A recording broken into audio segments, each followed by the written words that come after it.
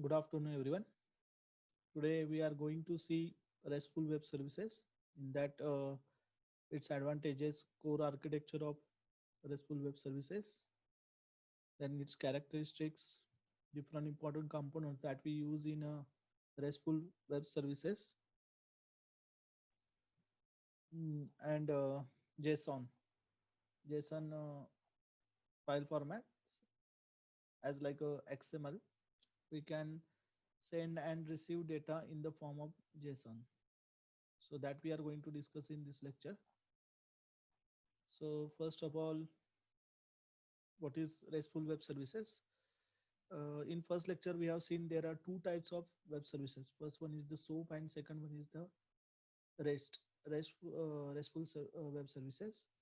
So SOAP is nothing but the protocol, and REST is representational state transfer. It's a architecture, not a protocol. So it is also used to send and receive data from client and server. So it is also help to share the different web services. Okay. So first point is advantages of RESTful web services. First advantage is it's a fast. RESTful web services are fast because there is no strict specification like SOAP. It consumes less bandwidth and resources. So RESTful, if we compare with the SOAP, then these web services are fast and mostly nowadays we use RESTful web services. So because it consumes less bandwidth and resources than SOAP services. So it executed fast. Next, second one is language and platform independent. As here we can use XML and JSON. It's a language and platform independent. That means we can use any programming language to develop the application, and in that we can invoke the RESTful web services. बघा language and platform independent तर सगळ्या web सर्व्हिसेसमध्ये common आहे की web सर्व्हिसची ही specialities आहे की त्यामध्ये जे काही कुठल्याही डिफरंट लँग्वेजमध्ये कम्युनिकेशन करता येतं. म्हणजे फॉर एक्झाम्पल एकानं .NET मध्ये बनवलं आणि दुसऱ्याने जावामध्ये बनवलंय, आणि जावामध्ये जर वेब सर्व्हिस क्रिएट झाले तर ती जावा PHP कुठल्याही वेबसाईट स्क्रिप्टिंग लँग्वेजमध्ये यूज करता येते through web services. Next one can use soap. तर आपण बघितलं फर्स्टच की रेस्टफुल वेब सर्व्हिसेस हे आर्किटेक्चर आहे आणि it's not a protocol. So restful web services can use the soap web services. And next one permits different data formats. आता जसं आपण सोपमध्ये बघितलं की सोप फक्त XML फॉर्मॅट सपोर्ट करतो, तर रेस्टफुलमध्ये तसं नाही आहे. तो वेगवेगळे डिफरंट फॉर्मॅट सपोर्ट करतो, जसं की टेक्स्ट फॉर्मॅट आहे, HTML आहे, XML आहे, JSON आहे. या सगळ्या फॉर्मॅट्सला तो सपोर्ट करतो. आता नेक्स्ट पॉइंट आहे difference between SOAP and REST.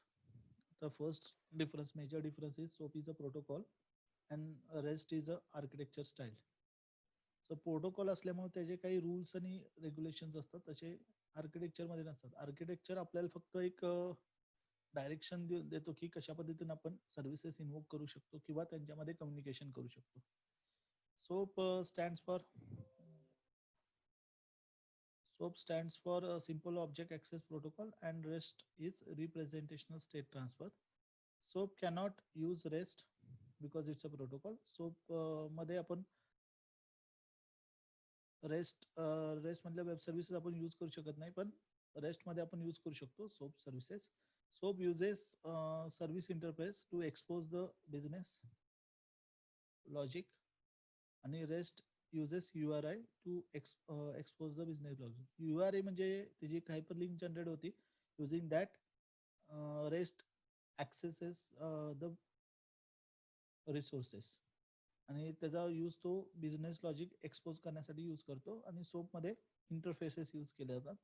आता ह्याचा API आहे जावामधला, तो जॅक्स WS आहे आणि हा जॅक्स RS आहे, जे इथं रेस्टफुल सर्व्हिसेस आणि इथं वेब सर्व्हिसेस आहे. नेक्स्ट डिफरन्स आहे SOAP define standard to be strictly follow. जसं आपण बघितलं की it's a protocol, so it follows its standards. REST does not define so too much standard like SOAP. SOAP सारखे हे आर्किटेक्चर आहे आणि प्रोटोकॉल नाही आहे, त्यामुळे त्यांनी काही असे खूप रूल्स अँड रेग्युलेशन डिफाईन केले नाहीत सोप सारखे. SOAP requires more bandwidth and resource than REST. सोपला ॲज कम्पेअर टू रेस्ट जास्त बँडविड्थ लागते डेटा ट्रान्सफरसाठी. कारण की बघा मोस्टली तो एकच फॉर्मॅट सपोर्ट करतो, तर त्यामुळे त्याला बँडविड्थची रिक्वायरमेंट जास्त आहे. कारण की सपोज जर इमेज वगैरे असेल तर त्याचं पण कन्व्हर्जन XML मध्ये होतं.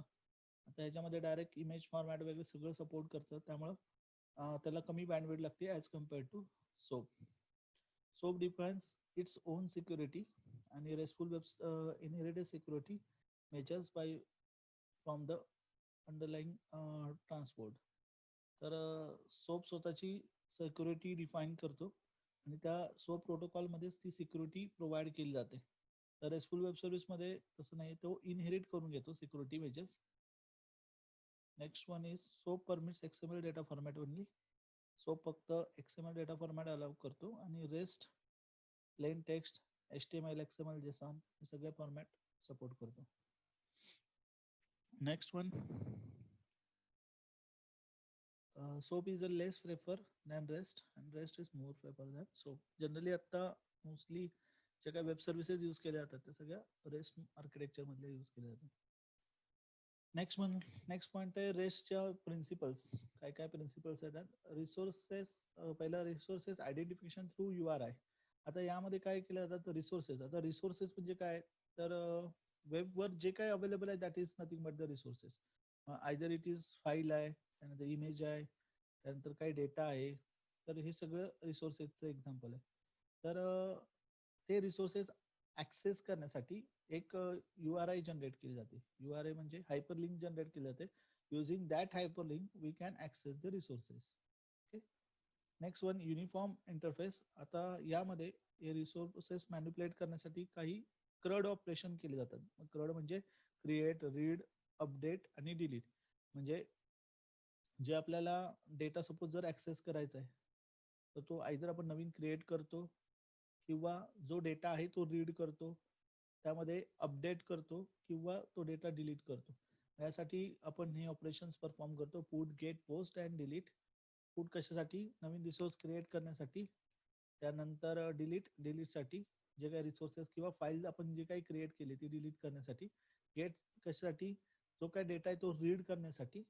आणि last one, post, data send करण्यासाठी. असे 4 मेजर ऑपरेशन्स परफॉर्म केले जातात रेस्ट आर्किटेक्चरमधनं. Next one is self descriptive message. आता यामध्ये खूप सारे फॉर्मॅट आपण सपोर्ट करतो. फॉर एक्झाम्पल HTML आहे, XML आहे, प्लेन टेक्स्ट आहे, PDF आहे, JPG, JSON, जेवढे काही फाईलचे फॉर्मॅट आहेत. त्याचबरोबर आपण मेटा डेटा पण पाठवतो.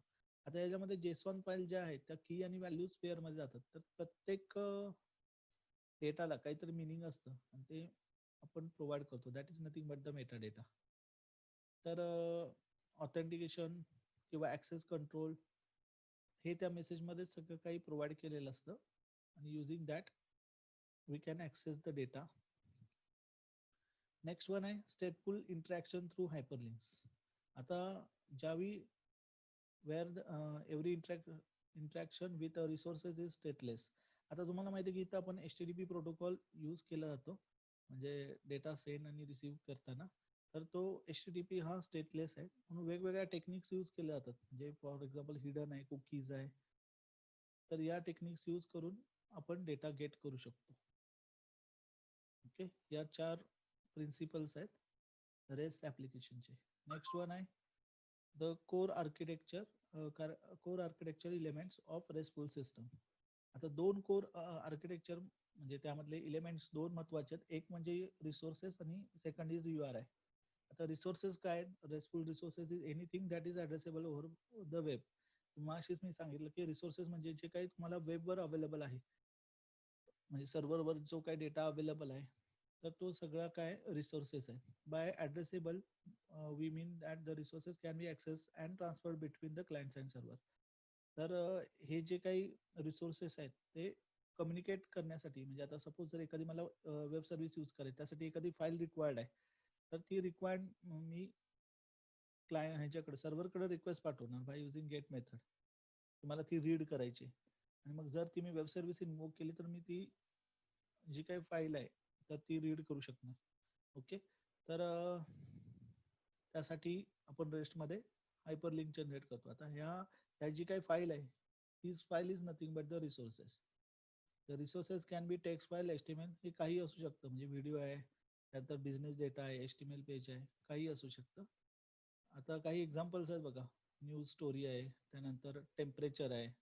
मला एखादं माझ्या वेबसाईटवर दाखवायचं की आता US मध्ये किती टेम्परेचर आहे, तर त्यासाठी मी ती वेब सर्व्हिस इन्व्होक करून घेऊन त्यावेळीचं करंट टेम्परेचर मी माझ्या वेबसाईटवर शो करू शकतो.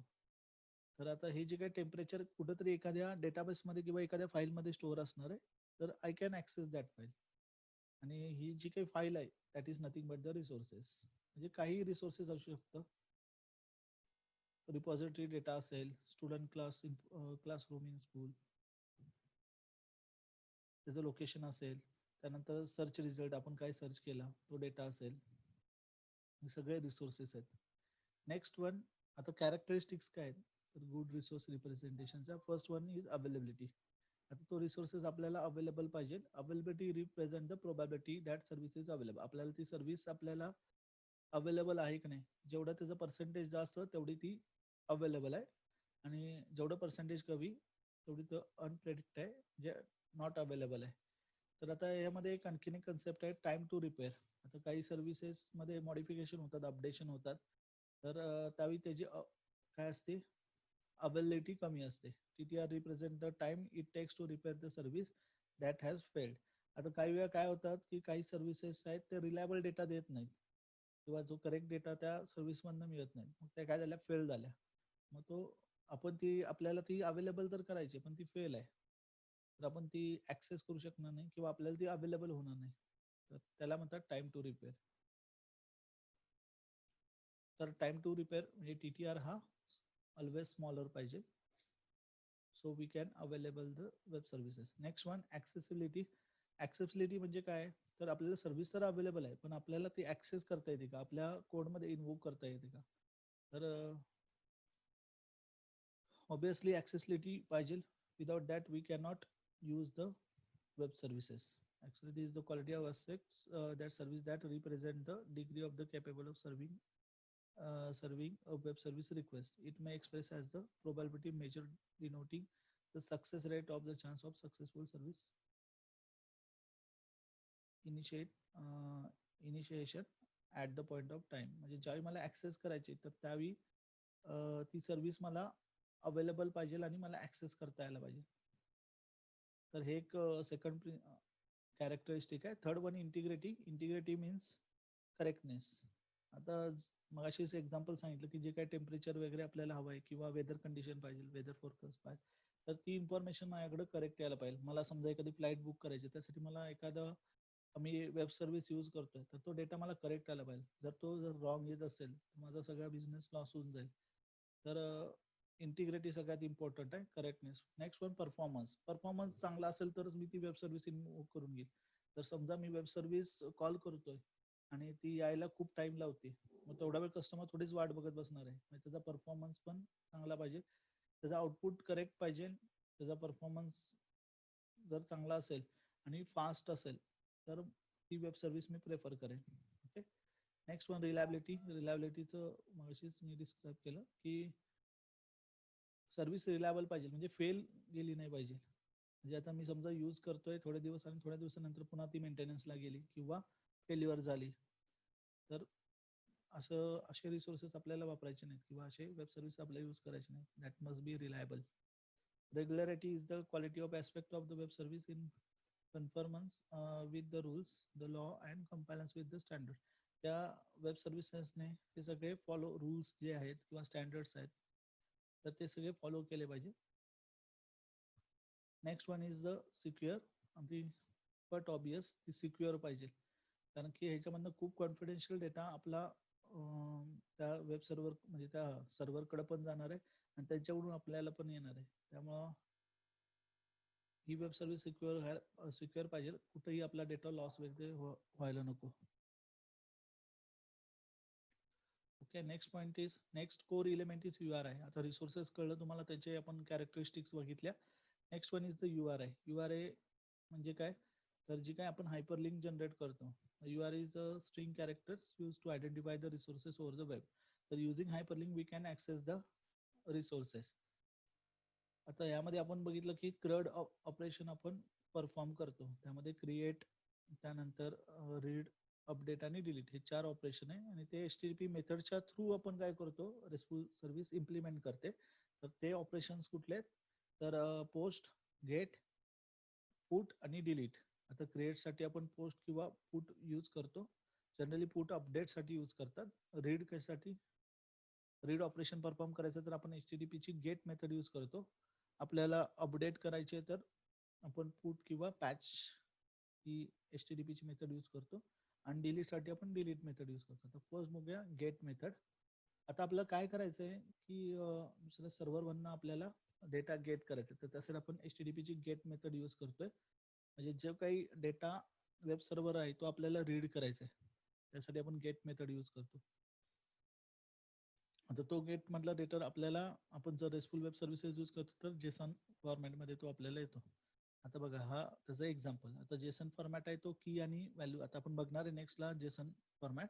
आता आधी मी तुम्हाला सांगतो की की आणि व्हॅल्यू पेअरमध्ये. आता हा डिपार्टमेंट ID काय झाला, की झाला, त्याची व्हॅल्यू 10. डिपार्टमेंट नेम काय, IT, आणि मॅनेजर सपोज हा जॉन. तर हा की व्हॅल्यू पेअरमध्ये आपल्याला डेटा मिळाला. तर Jason representation of the list of the departments look like the following. अशा पद्धतीने आपल्याला तो डेटा येतो. ओके, तर ही गेट मेथड. आता त्याची रिक्वेस्ट कशी गेली बघा. आपण ज्यावेळी क्लायंट आहे आणि आपल्याला ती सर्व्हर कडून आपल्याला तो डेटा रीड करायचा आहे, तर मी इथनं बघा गेट, आणि ही काय, ही जी आहे त्याला URI म्हणतात, resources slash department slash IT. आणि HTTP 1.1 हा आपण HTTP प्रोटोकॉल यूज केला आहे, त्याचं 1.1 व्हर्जन आहे. आपला होस्ट ID म्हणजे आपले क्लायंटची वेबसाईट, त्यानंतर हा युजर एजंट, त्यानंतर कंटेंट टाईप कशामध्ये, आणि ॲक्सेप्ट जेसन फॉर्मॅटमध्ये आपण ॲक्सेप्ट करणार डेटा. ही आपण रिक्वेस्ट पाठवली आणि त्यांच्याकडून रिस्पॉन्स काय आला की जो काही डेटा आहे तो डेटा तुम्हाला रीड करायला मिळतोय. ज्यावेळी ओके म्हणजे 200 आला म्हणजे तो आपल्याला रीड करायला, म्हणजे ती प्रोसेस कंप्लीट झाली सक्सेसफुली, आणि तो डेटा आपल्याला सेंड केलाय in the form of Jason. आता नेक्स्ट आहे पोस्ट मेथड. पोस्ट मेथडमध्ये आपण डेटा सेंड करतो. म्हणजे आता आपल्याला क्लायंटला काहीतरी डेटा सर्व्हरकडे सेंड करायचा आहे, तर त्यासाठी आपण पोस्ट मेथड यूज करतो. आता पोस्टचा पण फॉर्मॅट तोच आहे, पोस्ट.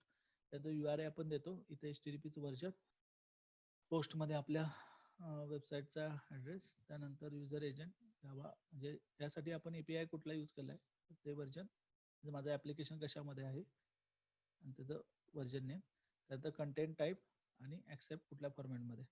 तर हा मी रिक्वेस्ट, हा डेटा मला सर्व्हरकडे सेंड करायचा आहे, आणि तो डेटा काय झाला, क्रिएट झाला. हा त्याचा नंबर, हा स्टेटस ID आहे. त्यानंतर हे लोकेशन दिले, कुठल्या लोकेशनला हे सेव्ह झालं, म्हणजे तुम्ही पोस्ट केलेला डेटा कुठं सेव्ह झाला. नेक्स्ट वन आहे पुट मेथड. पुट मेथड आपण अपडेट रिसोर्सेससाठी यूज करतो. तर आपल्याला आपल्या डेटामध्ये काही अपडेशन करायचं असेल तर आपण पुट मेथड यूज करतो. आता बघा पुटचा बघा, हे सेम आपण त्याप्रमाणे पुट, आणि त्यानंतर URI पाठवली, व्हर्जन पाठवलं, आता होस्ट, युजर एजंट पाठवला, कंटेंट पाठवलं, ॲक्सेप्ट, आणि हा डेटा आपण काय करतोय, अपडेट करतोय, की ज्याचा डिपार्टमेंट ID 40 आहे, त्याचं डिपार्टमेंट नेम सेल्स आहे, आणि मॅनेजर हा आहे PG. आणि ज्यावेळी मग सर्व्हरकडून रिस्पॉन्स काय आला की त्याला नो कंटेंट, त्याला हे डेटा सापडला नाही, तर त्याचा रिस्पॉन्स आला नो कंटेंट. ओके, आता जर ते करेक्ट असेल तर अपडेट होईल आणि सक्सेसफुल म्हणून मेसेज येईल, 201 येईल इथं रिप्लाय. मग अशी जसा आला होता क्रिएटेड, मग इथे येईल 201 आणि अपडेटेड, लोकेशन वगैरे त्याचं येईल. पण इथं तो कंटेंटच मिळाला नाही म्हणून त्याने 204 दिलाय. त्यापुढे त्याचा टेक्स्ट, स्टेटसचं text no content. Next one आहे डिलीट मेथड. डिलीट मेथड आपण कशासाठी यूज करतो, तर रिसोर्सेस जे आहेत ते डिलीट करण्यासाठी. म्हणजे जर सपोज जर एखादी फाईल आहे, मग त्याची URI आपल्याला स्पेसिफाय करायला लागते. आता इथं बघा डिलीट दिला आणि कुठला URI कुठली फाईल आपल्याला डिलीट करायची आहे, तर हा त्याचा स्पेसिफिक पाथ दिला, HTTP आणि त्याचं व्हर्जन, पोस्ट आपण युजर एजंट, कंटेंट टाईप कुठला आहे, नंतर कुठला फॉर्मॅट तो ॲक्सेप्ट करतोय आणि त्याचा रिस्पॉन्स फाईल डिलीटेड. ओके, तर इथं आपले आर्किटेक्चर संपलंय. जर आर्किटेक्चर आपल्याला विचारलं एक्झाममध्ये तर आपल्याला हे सगळं लिहायचं आहे. मग त्यामध्ये रिसोर्सेस आणि URI हे दोन मेजर कंपोनंट्स आपल्याला एक्सप्लेन करायचे आहेत. The core architecture of elements of restful architecture. Next point आहे Java framework for building restful web services. आता या रेस्टफुल वेब सर्व्हिसेस बनवण्यासाठी कुठले कुठले जावाचे व्हर्जन्स किंवा फ्रेमवर्क्स अवेलेबल आहेत. तर त्यामध्ये फर्स्ट आहे Jersey restful web services. This framework is open source. हे ओपन सोर्स आहे. ओपन सोर्स आपल्याला माहिती आहे, तुम्ही फर्स्ट इयरलाच शिकला, फ्री अँड ओपन सोर्स. तर त्यामधलं ओपन सोर्स की ज्यामध्ये ज्याचा सोर्स कोड अवेलेबल आहे. It serves the Java RS reference implementation. It provides the API extend Java JX RS toolkit with additional feature utilities. आता हे एक फ्रेमवर्क आहे, हे ओपन सोर्स आहे आणि हे आपल्याला JX RX हा त्यामध्ये API यूज केला जातो. ओके, नेक्स्ट वन आहे Apache CXF. हा पण ओपन सोर्स आहे आणि हा दोन्ही सपोर्ट करतो. हा फक्त JX RS सपोर्ट करतो, हा JXWS आणि JXRS हे दोन्ही वेब सर्व्हिसेस सपोर्ट करतो. जनरली हे front end which allows the creation the clients endpoint without annotations. Front end साठी आपल्याला यूज करता येतं. नेक्स्ट वन आहे रेस्ट इझी. हे पण ओपन सोर्स आहे आणि हा JBossनी प्रोजेक्ट बनवला आहे. Which provide the various models of the build restful web services. It is हे पोर्टेबल आहे आणि हे टॉमकॅट सपोर्टेड आहे. टॉमकॅट हा जावाचा सर्व्हर आहे, ॲप सर्व्हर. नेक्स्ट वन आहे रेस्टलाइट. आता हे लाईट वेट आहे, ओपन सोर्स आहे. त्यानंतर हे कशासाठी यूज केलं जातं, जनरली मोबाईलसाठी यूज केलं जातं. मोबाईलमध्ये वाईडली यूज केलं जातं आणि हे दोन्हीसाठी मोबाईल प्लॅटफॉर्मला यूज केलं जातं आणि क्लायंट आणि सर्व दोन्हीसाठी डेव्हलपमेंटसाठी हे API आपण यूज करतो. हे इम्पॉर्टंट API आहे जावामध्ये रेस्टफुल वेब सर्व्हिससाठी. नेक्स्ट आहे JSON message format and tools. आता जेसॉन आपण रेस्टमध्ये आपण जेसॉन फॉर्मॅट यूज करतो. आता हा जेसॉन काय आहे, तर हा कलेक्शन आहे, unordered collection of names and values pair. आता हा जेसॉन फॉर्मॅटमध्ये आपण काय पाठवतो, म्हणजे जो काय डेटा आहे, आता आपण XML फॉर्मॅट बघितलं आपण, की ज्यामध्ये काय असतात टॅग्स असतात आणि टॅग्समधनं आपण डेटा पाठवतो. तर ह्याच्यामध्ये कर्ली ब्रॅकेटमधनं डेटा पाठवला जातो आणि डेटा पाठवताना की आणि व्हॅल्यूच्या पेअरमध्ये आपण पाठवतो. म्हणजे आता बघा इथं डिपार्टमेंट ID 10, त्यानंतर डिपार्टमेंट नेम CS आणि मॅनेजर ABC. ओके, आता अशा पद्धतीने आपण पाठवतो. म्हणजे आता हे एक फील्ड आलं, त्याबरोबर हा डेटा, त्यानंतर हे सेकंड आणि हे थर्ड, आणि सगळे जे काही फील्ड आहेत ते सेपरेट कॉमन. आपण कुठलाही डेटा याच्यामध्ये यूज करू शकतो. आता इथं बघितलं तर तुम्ही हा इंटिजर आहे किंवा नंबर आहे, हा स्ट्रिंगमध्ये, हा पुन्हा स्ट्रिंगमध्ये. तर असं आपण कुठलाही अनऑर्डर कलेक्शन म्हणजे सेमच ह्याच्यातलं नाही. आता ऑर्डर कलेक्शनला आपण काय म्हणतो, ॲरे म्हणतो, तो सेकंड फॉर्मॅट आहे. तर आपण ऑर्डर कलेक्शनमध्ये आता ह्याचा जर असं सिंटॅक्स फक्त वेगळा आहे. आता ह्याच्यामध्ये कसं आपण कर्ली ब्रॅकेट आणि सिम्पली डेटा आपण ॲड करत गेलो. आता इथं कर्ली आतमध्ये आपल्याला स्क्वेअर ब्रॅकेट आपल्याला यूज करतो, कारण की ॲरे इंडेक्स रिप्रेझेंट करतो. त्यामुळे आपण स्क्वेअर ब्रॅकेटनं रिप्रेझेंट करतो आणि सेम प्रत्येक एलिमेंट कॉमन सेपरेट होतं. आता बघा हे एक्झाम्पल डिपार्टमेंट CS एम्प्लॉईज. तर हा एम्प्लॉईजचा मला ॲरेमध्ये डेटा पाठवायचा म्हणून मी इथं स्क्वेअर ब्रॅकेट केलं. त्यामध्ये फर्स्ट नेम लास्ट नेम आपण पाठवले. म्हणजे ह्याच्यामध्ये मला म्हणजे नंबर ऑफ एम्प्लॉईज असतील त्यांचा डेटा सेंड करायचा असेल तर मी ह्या ॲरे फॉर्मॅटमध्ये मी पाठवतो. लोकेशन, तर हे लोकेशन यांचं न्यूयॉर्क आणि न्यू दिल्ली आहे. तर ते हा सेकंड टाईप आहे, याला म्हणतात ऑर्डर कलेक्शन ऑफ व्हॅल्यूज. आता ह्याच्या जेसॉनमध्ये डेटा टाईप कुठले कुठले यूज केले जातात, नंबर आहे, स्ट्रिंग आहे, त्यानंतर बुलियन आहे, ॲरे आहे, ऑब्जेक्ट आहे आणि नल आहे. म्हणजे एरेसाठी नल यूज केला जातो. नेक्स्ट पॉईंट आहे, एवढं कळलं तुम्हाला. नेक्स्ट पॉईंट आहे प्रोसेसिंग जेसॉन डेटा. आता हा डेटा आपल्याला प्रोसेस करायचा आहे. तर हा प्रोसेसिंग म्हणजे काय, आता समजा रीड करायचं किंवा राईट करायचं म्हणजेच प्रोसेसिंग आहे. आता यामध्ये प्रोसेस करण्यासाठी ऑब्जेक्ट मॉडेल आपण यूज करतो किंवा स्ट्रीमिंग मॉडेल यूज करतो. आता ऑब्जेक्ट मॉडेलमध्ये काय आहे, तर पूर्ण file at a time read केली जाते आणि ती ट्री फॉर्मॅटमध्ये, त्याला म्हणतात ऑब्जेक्ट मॉडेल. दिस ट्री, आता ट्रीवर कुठले कुठले ऑपरेशन आपण परफॉर्म करू शकतो, तर ट्रॅव्हर्स, ॲनालिस अँड मॉडिफाय हे आपण त्या डेटावर ऑपरेशन परफॉर्म करू शकतो. आणि ह्यामध्ये पूर्ण जी काही फाईल आहे ॲट अ टाइम सगळी रीड केली जाते. However, this model gives more flexibility while manipulating the content. Flexibility आपल्याला बघायला मिळते ऑब्जेक्ट मॉडेलमध्ये. नेक्स्ट वन आहे स्ट्रीमिंग मॉडेल. तर स्ट्रीमिंगमध्ये मग तुम्हाला समजलं असेल की छोटा छोटा पार्ट किंवा प्रत्येक वर्ड बाय वर्ड हा डेटा रीड केला जातो. It read one element at a time. हा दोन्हीमध्ये डिफरन्स आहे.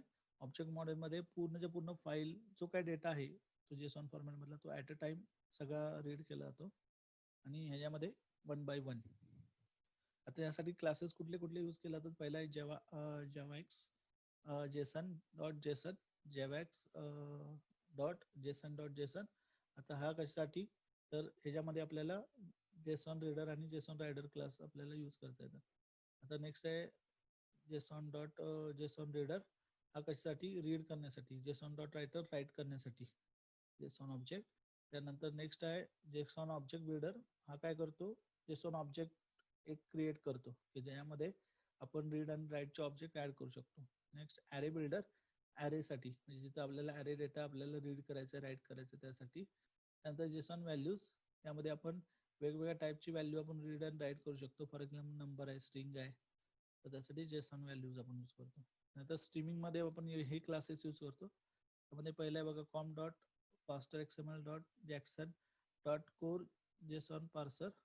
तर हे हा क्लाससाठी, तर this class is use to read करण्यासाठी. नंतर राईट करण्यासाठी जॅक्सन डॉट कोर, आणि एक पॅकेज जनरेट करण्यासाठी म्हणजे लायब्ररी फाईल त्यासाठी Jackson dot core dot JSON factory. आता हे काय प्रोसेसिंग डेटा बघितलं आपण. तर त्यासाठी दोन वेज आहेत. फर्स्ट आहे ऑब्जेक्ट मॉडेल आणि दुसरं आहे स्ट्रीमिंग मॉडेल. त्याचे आणि ते वेगवेगळे क्लास त्यामध्ये जे काही यूज केले ते पाहिले आपण. नेक्स्ट आहे जॅक्सन API फॉर प्रोसेसिंग.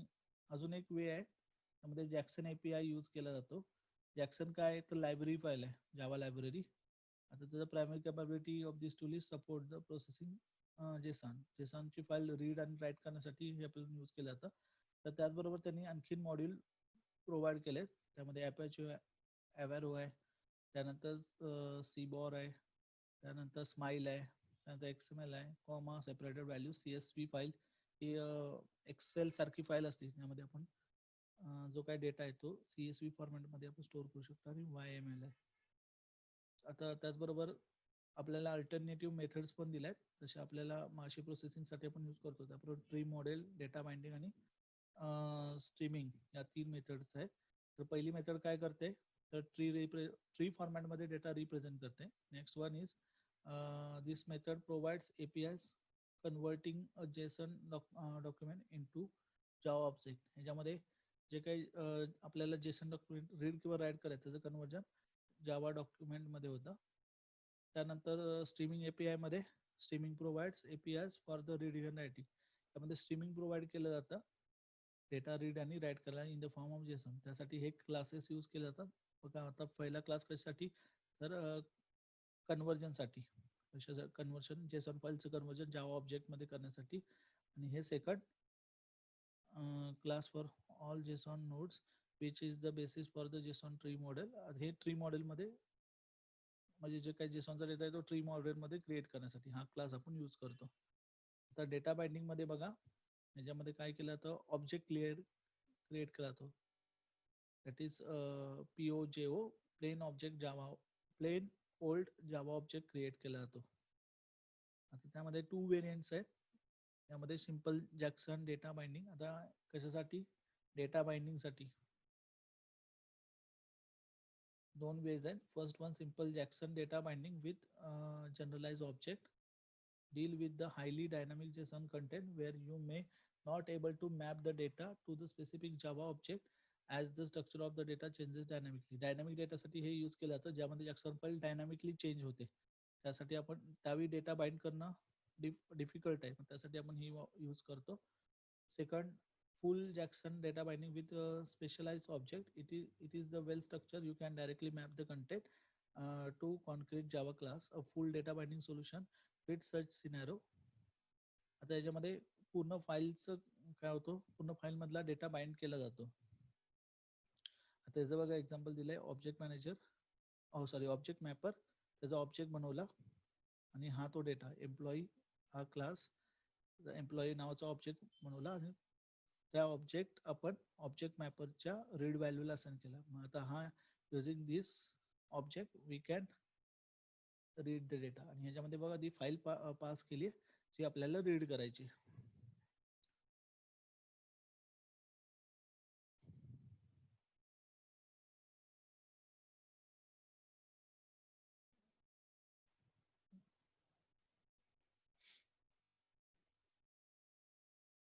म्हणजे इथं स्ट्रक्चर एक दिलेलं आहे कशा पद्धतीनं, म्हणजे इथं बघा ऑब्जेक्ट क्रिएट केला, ॲरे फाईल इथं क्रिएट झाली, त्यानंतर तोच ऑब्जेक्टला आपण व्हॅल्यू असाइन केली, नवीन मेथड क्रिएट जनरेटर हे करून कॉल करून त्याच्यामध्ये आउटस्ट्रीमचा ऑब्जेक्ट आपण पास केला आणि जी काही जेसॉनची फाईल आहे आणि त्याचा फॉर्मॅट इथं आपण पास केला.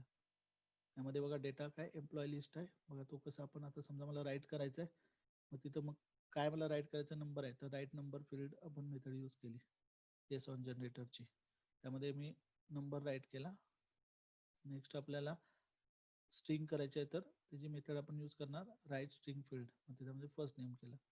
लास्ट नेमसाठी पण पुन्हा तीच मेथड आपण यूज केली जेसॉन जनरेटरची आणि एंड केलं आणि नंतर मग क्लोज केलं. तर याच्या थ्रू आपण काय रीड आणि राईट करू शकतो. आता आणखीन एक आहे जीसॉन API. तर जीसॉन API मध्ये पण काही क्लास आपल्याला प्रोव्हाइड केलेत, using that we can process the JSON data. त्यामध्ये आता फर्स्ट आहे this class is useful you need to construct a Gson instance. आता जीसॉनचा ऑब्जेक्ट बनवण्यासाठी आपण हा यूज करतो. Second one, this class does not conversion from the JSON into a Java. आता हे JSONचं कन्वर्जन जावा ऑब्जेक्टसाठी करण्यासाठी आपण हा क्लास यूज करतो आणि त्याच्या अपोजिट म्हणजे जेसॉन डेटावरून आपल्याला जर जेसॉन जावा ऑब्जेक्ट बनवायचा आहे तर त्यासाठी आपण ही मेथड यूज करतो. आता प्रोसेसिंगसाठी आपण हा क्लास यूज करतो. तर हा कशासाठी रीड करण्यासाठी जेसॉन फाईल आणि हा सेकंड राईट करण्यासाठी आपण यूज करतो. तर ह्यामध्ये आपल्याला जेसॉन बद्दल एवढं डिटेलमध्ये नाही विचारणार, जनरली आपल्याला त्यामधले क्लासेस आणि प्रोसेसिंग कसं होतं एवढंच विचारतील, त्याचा फॉर्मॅट आपल्याला विचारतील. पण कोर आर्किटेक्चर एक इम्पॉर्टंट पॉईंट आहे, त्याच्यावर एक क्वेश्चन येऊ शकतो आपल्याला तुम्हाला फर्स्ट युनिटवरचे पण क्वेश्चन्स द्यायचे जे तुम्ही ॲज अ असाइनमेंट म्हणून राईट करणार आहात, जे लास्ट इयरलाच आपल्याला आलेले आहेत. तुम्हाला नोट्स पण मी प्रोव्हाइड करेन. माझ्या ईमेल आय डीला फक्त एक मेल टाकून ठेवा आहे म्हणून, त्याला नोट्सच्या रिप्लाय करेन, त्याच्यामध्ये तुम्हाला युनिट वाईज नोट्स मिळतील. ओके, तरी पण काही डाऊट असेल तर तुम्ही कॉन्टॅक्ट करू शकता. इथं आपण सेशन एंड करतोय. Thank you for watching.